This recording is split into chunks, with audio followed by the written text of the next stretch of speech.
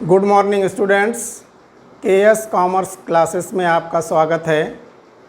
आज एक नए टॉपिक के साथ हम आपके सामने उपस्थित हैं। टॉपिक है हमारा अंशों का प्रीमियम पर निर्गमन। इसी पर आज चर्चा करेंगे, लेकिन इस पर चर्चा करने से पहले एक आवश्यक सूचना। आप सभी लोग हमारे YouTube चैनल को सब्सक्राइब कर दें तथा बेल आइकन को भी प्रेस कर दें, जिससे हमारी आगे आने वाली वीडियोस की नोटिफिकेशन आपको प्राप्त होती रहे। तो चलिए चलते हैं अपने टॉपिक पर, शुरू करते हैं अंशों का प्रीमियम पर निर्गमन। पिछले वीडियोस में हमने आपको पढ़ाया था अंशों का सम मूल्य पर निर्गमन। सम मूल्य का मतलब होता है कि जो भी कंपनी अंश निर्गमित करती हैं, जितने का अंश होता है उतने में ही जनता को निर्गमित करना। जैसे 10 रुपये का शेयर है, उसे 10 रुपये में ही जनता को निर्गमित किया जाए, वो सम मूल्य पर निर्गमन कहलाता है। आज हम पढ़ेंगे अंशों का प्रीमियम पर निर्गमन क्या होता है, जाने इसकी परिभाषा या अर्थ। जब कोई कंपनी अपने अंशों का निर्गमन अपने अंकित मूल्य से अधिक मूल्य पर करती है, तो उसे हम अंशों का प्रीमियम पर निर्गमन शेयर इशूड एट पार कहते हैं। फिर से सुन लें एक बार। जब कोई कंपनी अपने अंशों का निर्गमन अपने अंकित मूल्य से अधिक मूल्य पर करती है, तो उसे अंशों का प्रीमियम पर निर्गमन कहते हैं।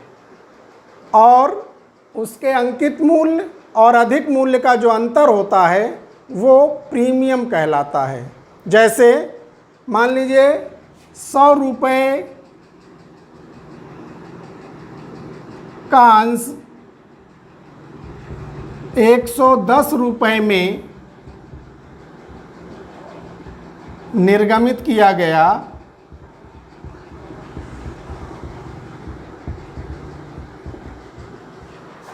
तो ये प्रीमियम पर निर्गमन हुआ। और प्रीमियम की राशि कैसे पता करेंगे? हमने आपको बताया जो अंश का अंकित मूल्य है और जो उसका निर्गमित मूल्य है, दोनों का अंतर। जैसे 110 माइनस 100 बराबर 10 रुपये, ये हमारा प्रीमियम हुआ 10 रुपये।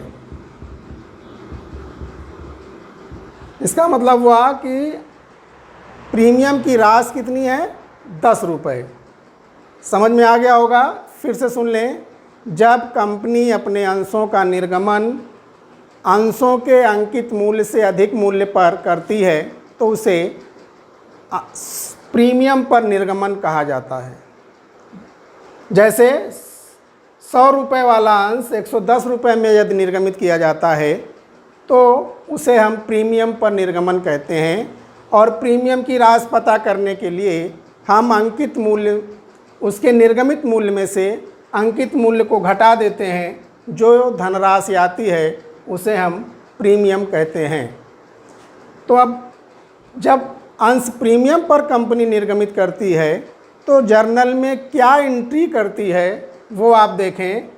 और एक चीज़ यहाँ पे, जब कंपनी ने अपने अंशों को प्रीमियम पर निर्गमित किया है, तो अभी तक आपने पढ़ा था कि सम मूल्य पर निर्गमित अंश थे। तो 10 रुपये का 10 रुपये में निर्गमित किया तो कंपनी जनता से 10 रुपये मांगती थी। अब जैसे ये 100 रुपये का अंश 110 रुपये में निर्गमित किया गया, तो कंपनी जनता से 110 रुपये मांगेगी, जिसमें 10 रुपये प्रीमियम का होगा। तो ये जो प्रीमियम है, इसे कंपनी कब और कहाँ मांगेगी, इसके बारे में यदि प्रश्न में दिया है तो ठीक। कंपनी अपने प्रीमियम की राशि को कहीं पर भी मांग सकती है, चाहे वो आवेदन के साथ, आवंटन के साथ या अन्य याचनाओं के साथ। किंतु यदि प्रश्न में ये नहीं दिया गया है कि प्रीमियम कहाँ मांगा गया है, तो प्रायः प्रीमियम आवंटन के साथ ही मांगा जाता है। तो ये ध्यान रखिएगा कि प्रीमियम सदैव, अधिकतर यदि प्रश्न में कुछ नहीं कहा गया और प्रीमियम दिया गया है, तो प्रीमियम का हम लेखा आवंटन के साथ करते हैं। जर्नल एंट्री क्या होती है? जब कोई भी कंपनी अपने अंशों को प्रीमियम पर निर्गमित करती है, तो एंट्री होती है प्रीमियम जब आवंटन पर देय हो, जब प्रीमियम आवंटन पर देय हो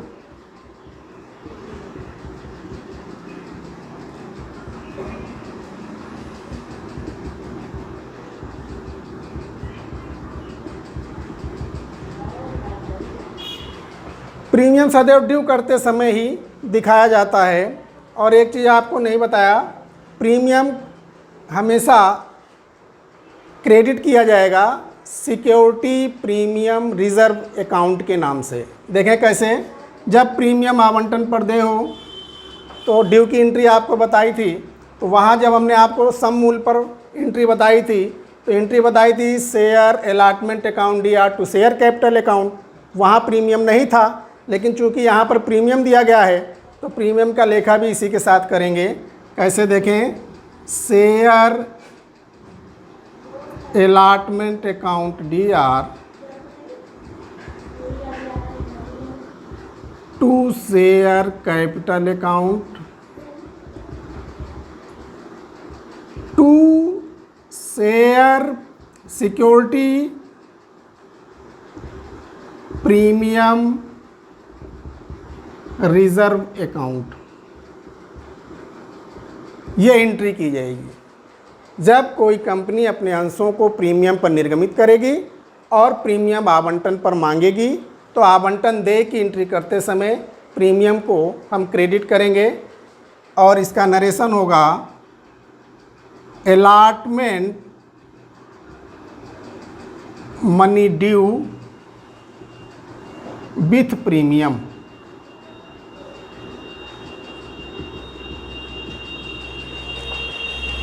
इसके बाद आवंटन का पैसा रिसीव करने की एंट्री की जाएगी, उसकी एंट्री होगी बैंक अकाउंट DR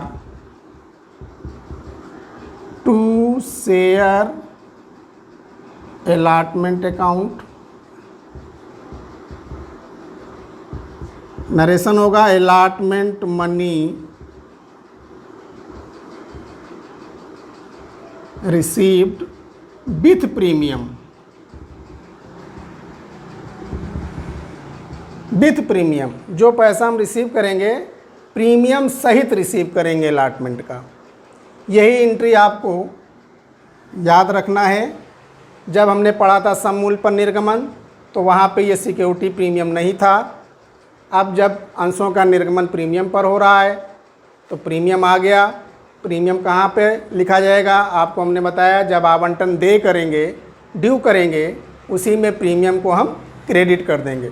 बाकी आगे की सारी एंट्रियां सेम एट पार जैसी ही हैं। इसके बाद first call, second call, final call जो भी होगा करेंगे। अब हम इस एंट्री का प्रयोग एक आंकिक प्रश्न में करके आपको बता रहे हैं कि कैसे वहाँ पर इसका प्रयोग होगा। आपकी किताब में जो एक सवाल है, सवाल नंबर 13 हम आपको सॉल्व करके बता रहे हैं। उसमें प्रीमियम दिया हुआ है, कैसे इसका प्रयोग किया जाएगा वो आप देखें। सवाल मैं एक बार पढ़ दे रहा हूँ और सवाल आपकी स्क्रीन पर भी है, ध्यान से देखें आप और ध्यान से सुने सवाल। एक विद्यमान सार्वजनिक कंपनी ने 10 रुपये वाले 1000 अंश रुपये 3 प्रति अंश प्रीमियम पर निर्गमित किए। निर्गमित अंशों पर क्रमशः 1 रुपये आवेदन पर, 5 रुपये आवंटन पर प्रीमियम सहित, 3 रुपये प्रथम याचना पर तथा 4 रुपये द्वितीय एवं अंतिम याचना पर दे थे। सभी अंशों का आवंटन हो गया और सभी राशियां प्राप्त हो गईं। कंपनी की पुस्तकों में जर्नल प्रविष्टियां कीजिए तथा चिट्ठा तैयार कीजिए। चिट्ठा आपको बनाना नहीं है, केवल जर्नल प्रविष्टि करना है। तो इस सवाल को सॉल्व करते हैं। सबसे पहले हम जर्नल का फॉर्मेट बनाएंगे, उसके बाद एक एक एंट्री करते हुए सवाल को सॉल्व करेंगे।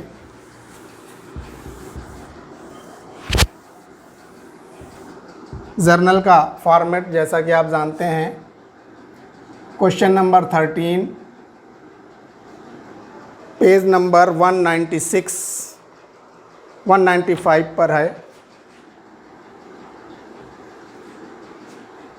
कॉलम बना लें।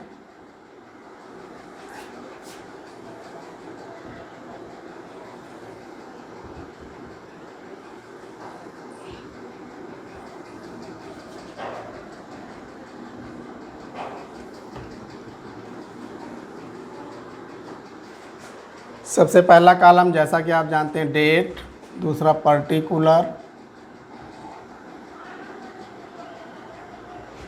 LF amount, debit amount, credit. चूँकि यहाँ पर किसी कंपनी का नाम नहीं दिया गया है तो हम ऊपर लिख देंगे जर्नल एंट्री।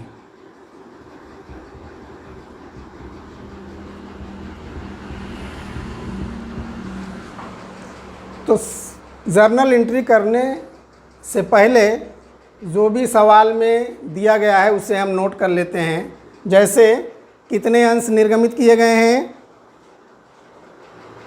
1000 अंश निर्गमित हैं, 1000 निर्गमित। पैसा कैसे मांगा कंपनी ने? 1 रुपये आवेदन पर, एप्लीकेशन पर।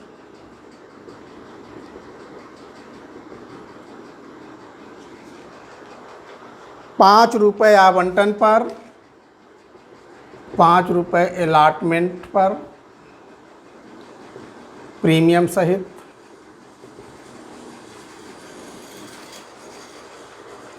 3 रुपये प्रथम याचना पर, 3 रुपये फर्स्ट कॉल पर और 4 रुपये सेकेंड कॉल पर।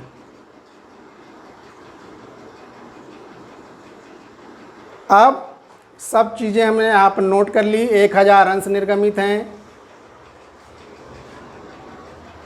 प्रीमियम कितना है? 3 रुपये प्रीमियम है।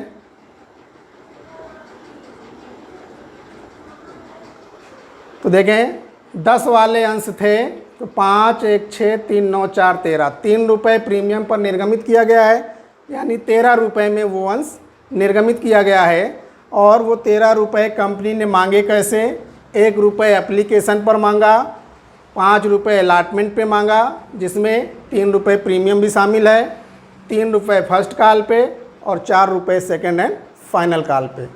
ये एंट्रियां भी हमने आपको बताई थी। एप्लीकेशन की क्या एंट्री होती है, अलॉटमेंट की क्या एंट्री होती है, अगर प्रीमियम दिया हो तो क्या होती है, अभी आपको बताया, उसी का प्रयोग यहाँ पे।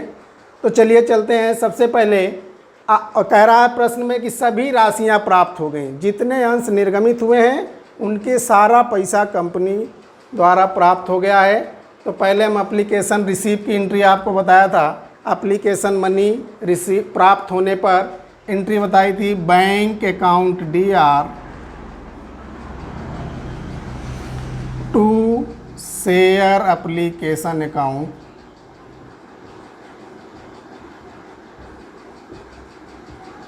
अमाउंट लिखना आप जानते हैं, 1000 अंश निर्गमित किए गए हैं, 1 रुपये का एप्लीकेशन है। तो टोटल अमाउंट हमारा कितना हुआ? 1 × 1000 = 1000। अमाउंट यहाँ कितना लिखा जाएगा? 1000 डेबिट में, 1000 क्रेडिट में। नरेशन आपको बता चुके हैं, लिख देंगे। नरेशन यहाँ बार बार लिखने की ज़रूरत नहीं है, आप लोग जानते हैं। इसका नरेशन होगा एप्लीकेशन मनी रिसीव्ड। फिर दूसरी एंट्री, आवेदन का पैसा प्राप्त होने के बाद आवेदन का सारा पैसा अंश पूंजी खाते अर्थात शेयर कैपिटल अकाउंट में ट्रांसफ़र कर देते हैं। उसकी एंट्री होती है, आपको बता चुके हैं, शेयर एप्लीकेशन अकाउंट DR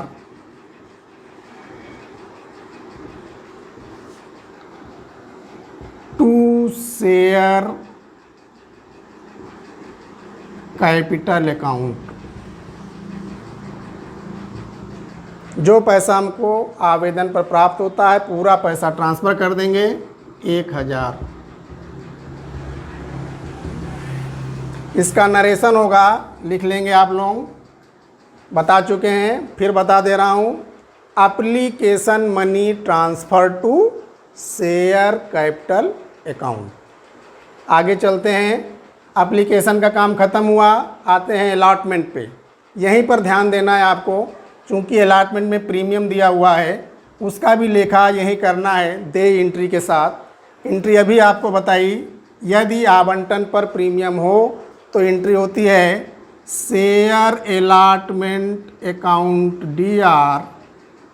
यहीं पर ध्यान दीजिएगा बच्चों, सबसे इम्पोर्टेंट चीज़ यहीं पे है, share allotment account DR to share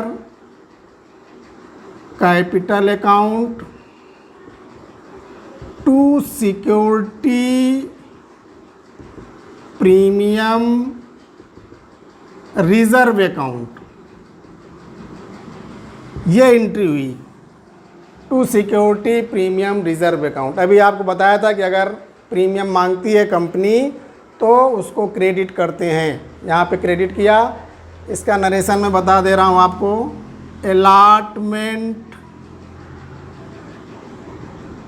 money due with premium. यहाँ पर ध्यान दें, अलॉटमेंट कितने रुपए का है? 5 रुपये का अलॉटमेंट है, 1000 अंश हैं, तो कुल अलॉटमेंट हमारा कितने का हुआ? 5000। शेयर अलॉटमेंट के सामने 5000। 5000 में इस 5 रुपये में 3 रुपये हमारा प्रीमियम का है और 2 रुपये जो है वो शेयर कैपिटल का है, तो उसे अलग अलग यहाँ पे लिखना है। तो शेयर कैपिटल के 2 रुपये हैं, तो 2 इंटू 1000 इक्वल टू 2000, और प्रीमियम को अलग लिखें, प्रीमियम 3 रुपये, 1000, 3 इंटू 1000 इक्वल टू 3000। ये अमाउंट यहाँ पे अलग अलग लिखे जाएंगे। शेयर कैपिटल में 2000, सिक्योरिटी प्रीमियम रिजर्व अकाउंट में 3000, ये टोटल हो गया 5000 क्रेडिट और 5000 डेबिट। ये ध्यान रखिएगा, टोटल जितना भी हमारा अलॉटमेंट है उसके सामने गुणा करके लिखेंगे, उसके बाद शेयर कैपिटल अलग लिख देंगे, शेयर प्रीमियम का जो अमाउंट आएगा वो अलग लिख देंगे। और जब रिसीव करेंगे अलॉटमेंट का पैसा तो प्रीमियम सहित यानी पूरा 5000 यहाँ रिसीव किया जाएगा। एंट्री होती है अलॉटमेंट मनी रिसीव्ड करने की, bank account debit to share allotment account. कितना पैसा रिसीव होगा हमने बताया, प्रीमियम सहित, ये ध्यान रखिएगा यहाँ पे, प्रीमियम सहित पूरा पैसा रिसीव होगा 5000। इसका नरेशन लिख लें, allotment money received with premium.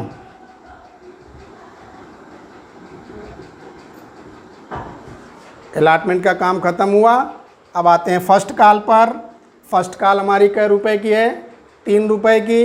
Due करें, एंट्री लिखें, share first call account DR, बहुत ही सिंपल है, share first call account debit to share capital account. Narration इसका होगा, first call money due, amount कितना लिखेंगे? फर्स्ट कॉल कितने की है? 3 रुपए की। टोटल शेयर कितने हैं? 1000। अमाउंट हमारा हुआ 3000, 3000।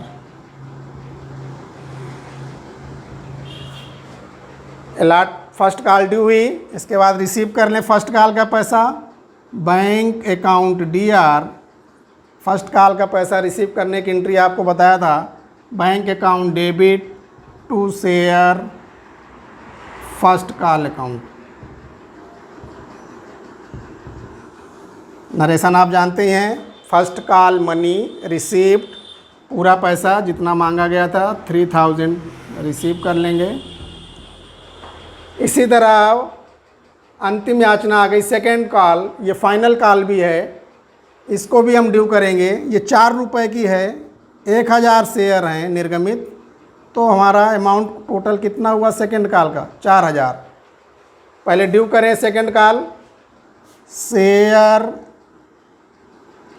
सेकेंड ऐसे भी लिख सकते हैं, सेकेंड एंड फाइनल कॉल अंतिम याचना के साथ हम फाइनल शब्द का प्रयोग करते हैं। इससे स्पष्ट हो जाता है कि इसके आगे अब याचना नहीं की गई है। Share second and final call account debit to share capital account. Amount कितना बताया आपको? 4000।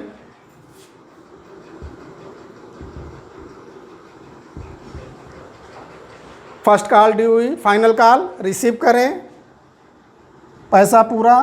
Bank account DR debit to share second and final call account.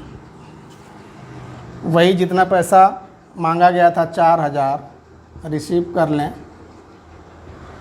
ये सारी एंट्रियां आपकी हो गई। सवाल आपका कंप्लीट हो गया। चाहे तो यहाँ पे आगे जोड़ लगा सकते हैं, अन्यथा कोई ज़रूरी नहीं है। सबसे आपको जो ज़्यादा ध्यान देने वाली बात हमने आपको बताया वो प्रीमियम का लेखा कैसे करते हैं, कहाँ करते हैं। अलॉटमेंट के साथ करते हैं, क्रेडिट करते हैं प्रीमियम को, और जब पैसा रिसीव करते हैं तो प्रीमियम के साथ रिसीव करते हैं। ये आपका प्रयोग हुआ। यही हमारा आज का टॉपिक था। और क्वेश्चन आपको बताया 13 नंबर। क्वेश्चन 12 भी इसी तरह है आपकी किताब में। क्वेश्चन 12 भी आप लगाइएगा। अगर कोई समस्या आती है तो अगले वीडियोज़ में हम आपको बताएंगे। आज के लिए इतना ही। अगले वीडियो में हम आपको एक नए टॉपिक के साथ इसके आगे अंशों का बट्टे पर निर्गमन कैसे किया जाता है वो बताएंगे। फिर आएगा कालीन एरियर्स, अवशिष्ट याचनाएँ क्या होती हैं। फिर आएगा एडवांस कालीन एडवांस। कई टॉपिक हैं, धीरे धीरे आगे बढ़ेंगे। और आपसे एक ध्यान दीजिएगा, कोई भी वीडियो आपका छूटने ना पाए। अगर आपने एक भी वीडियो मिस कर दिया तो आगे आपकी समझ में नहीं आएगा। आज के लिए इतना ही। मिलेंगे नेक्स्ट वीडियो में। Thank you, take care.